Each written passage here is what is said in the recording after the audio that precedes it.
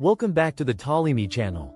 In today's video, we're going to explore some more essential cooking methods that will expand your culinary vocabulary a little more.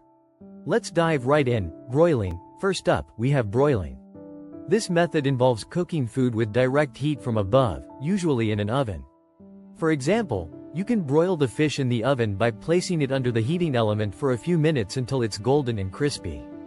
It's a great way to get a beautifully crisp surface while keeping the inside tender. Caramelizing. Next, let's talk about caramelizing. This is a slow cooking process, typically done with sugar or vegetables like onions. To caramelize the onions, cook them slowly over low heat until they turn golden brown and develop a rich, sweet flavor. Perfect for adding depth to your dishes, especially soups or sauces. Deglazing.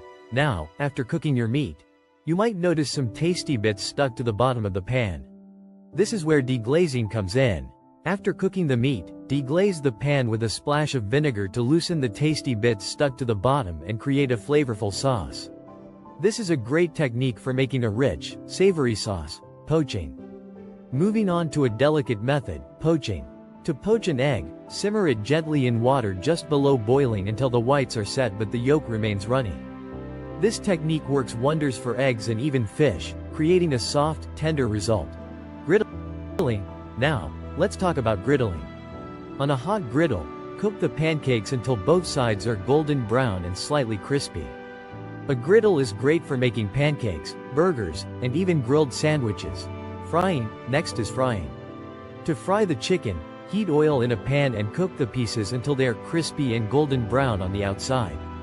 Frying adds a delicious, crunchy texture to meats, vegetables, and even desserts. Searing. Searing is a great way to lock in flavors, especially when cooking steaks.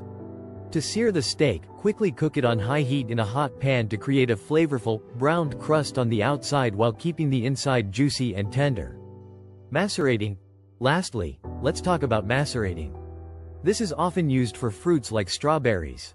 To macerate the strawberries, toss them with sugar and let them sit for an hour so they release their natural juices and become sweet and syrupy. It's a simple technique to enhance the flavors in your desserts. So there you have it.